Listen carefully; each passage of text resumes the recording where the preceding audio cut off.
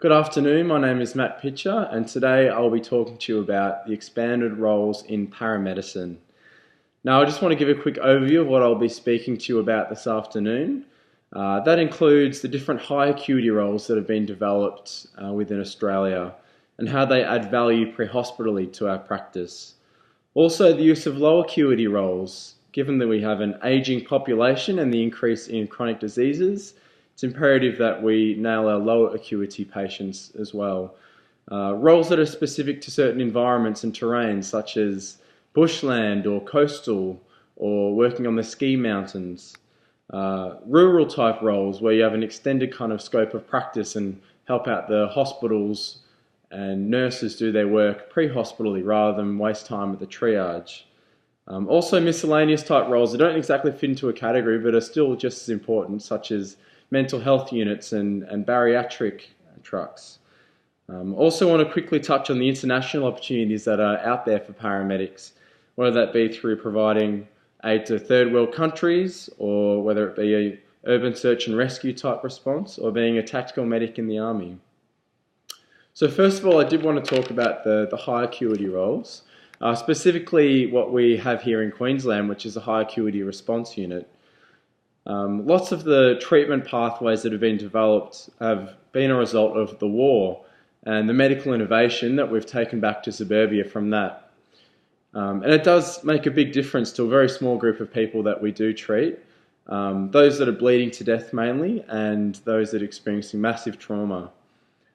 Some of the extra skills that our HURRY units can do include general anaesthesia for things like thoracotomy and thoracostomy procedures, type of cardiac massage, ultrasound fast scans to determine the amount of blood loss pre-hospitally so we're not wasting time in triage, and blood transfusions as well, identifying the blood type of the patient. Instead of replacing their fluids with normal saline, replacing it with the blood and all products associated, and also rapid sedation through rapid sequence induction to maintain airways and do other procedures.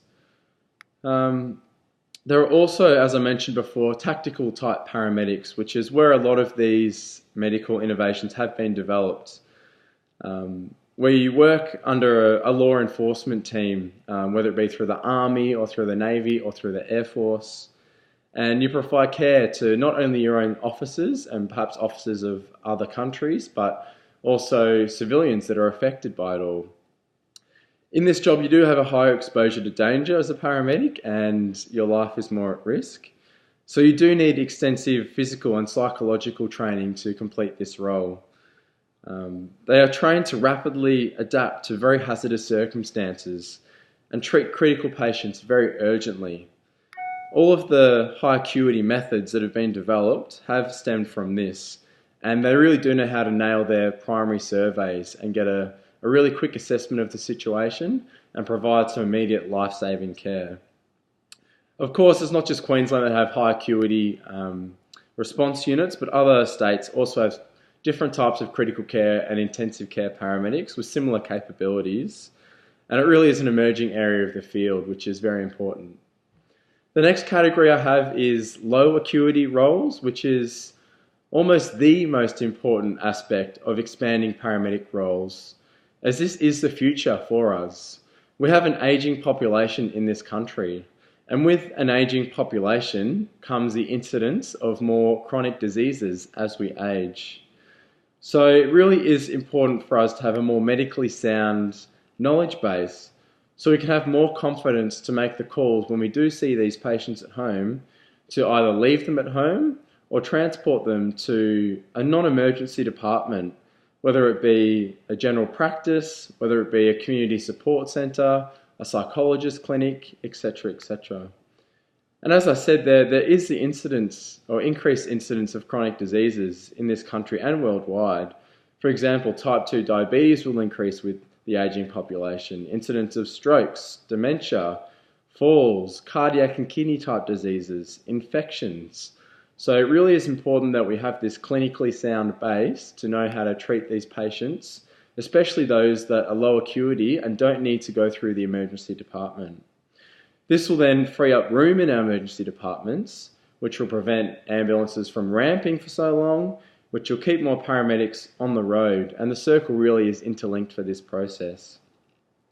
Some states already have this type of program, such as the Low Acuity Response Unit program in Queensland, which is again another real developing aspect of the paramedic role, but it's very needed, and it's the way that we are going.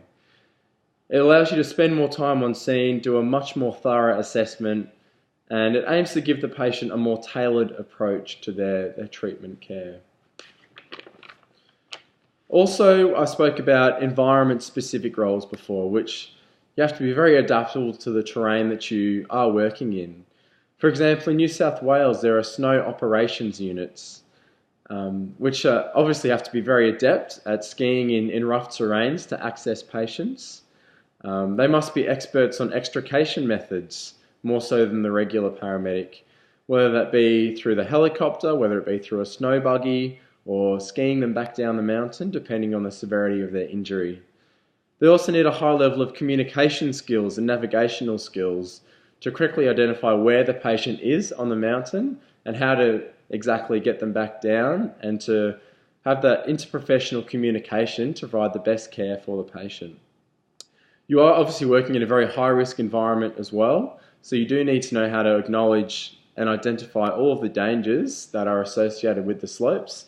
For example, a potential avalanche. It's not worth putting our lives at risk to save a patient in one of these zones. Other environment-specific roles include wilderness response units, such as they have in Ambulance Victoria.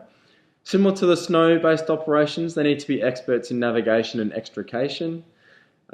They work in company with police, the SES, Country Fire Authority in rural locations to not only treat the patients, but to help trace them and provide care. For example, bushwalkers that have become lost or trapped.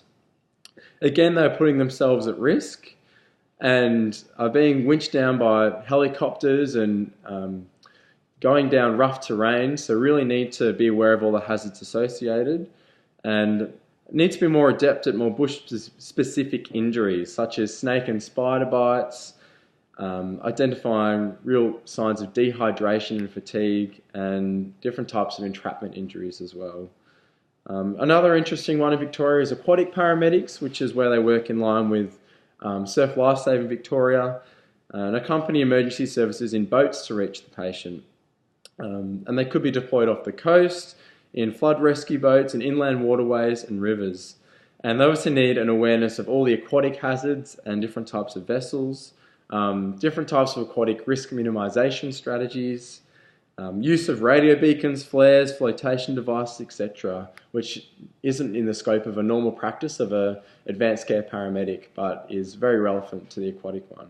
And lastly, a bicycle type paramedic, which is more event specific for those massive occasions such as a spring racing carnival, Formula One Grand Prix or New Year's Eve event, where they need to be much more mobile and have a bit more modified equipment so they can quickly access the patient through mass crowds to provide treatment pathways.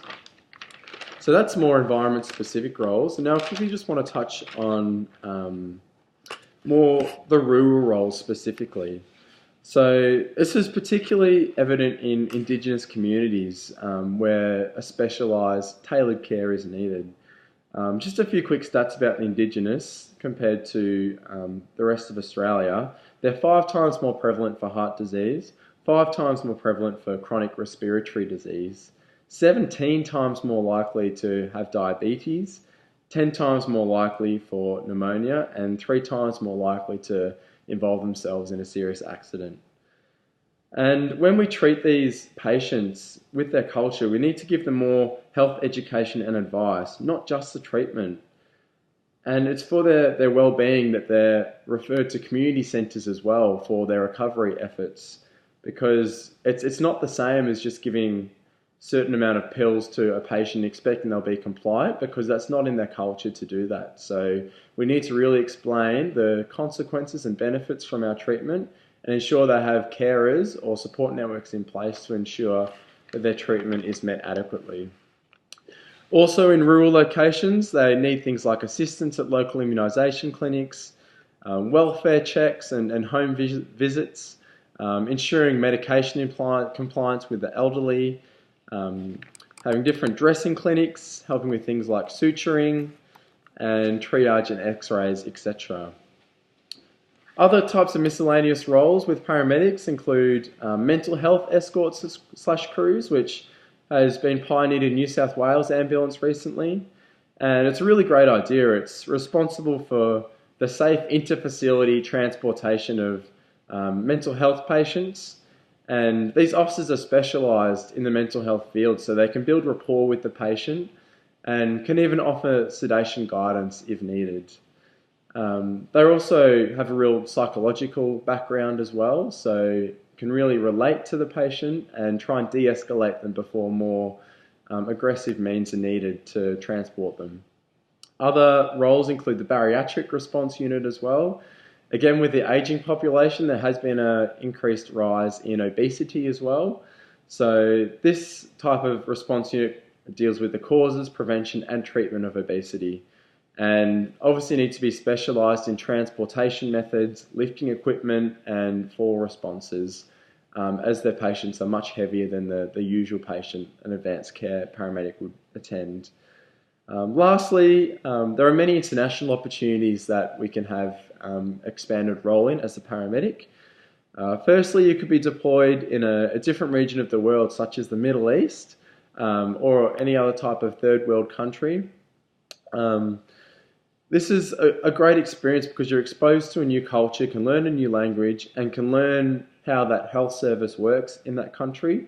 We can provide advice ourselves on how they can better their care, and we can also learn from them as well, because they might have a very different type of patient clientele to us. They might experience more trauma or more critical things and less low acuity cases than we do back home. So it might be great to get a greater idea of the importance of a primary assessment from them, and then we can bring to them the more low acuity skills that we have developed.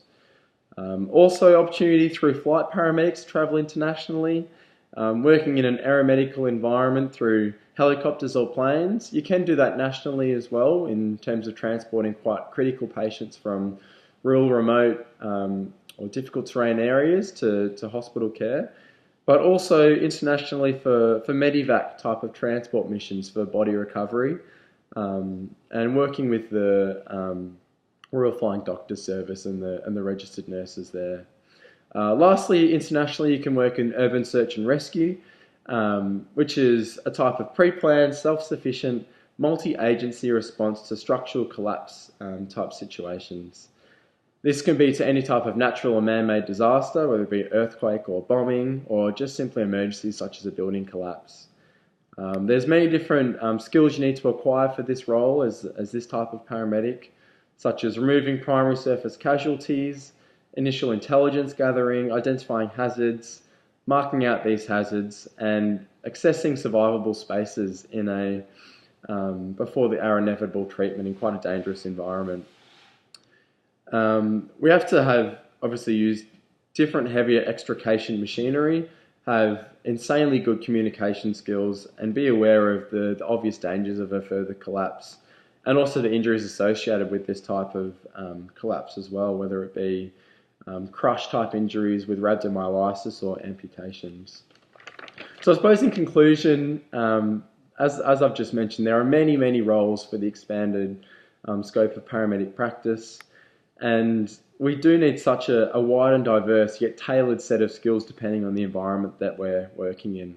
And it's not just for high acuity patients, which is definitely needed, especially with the increased kind of climate change and exposure and likelihood of natural disasters and increase in terrorism threats, but also the low acuity setting, which is for our ageing population and that increased incidence of chronic diseases, which we will undoubtedly be seeing more and more in the future.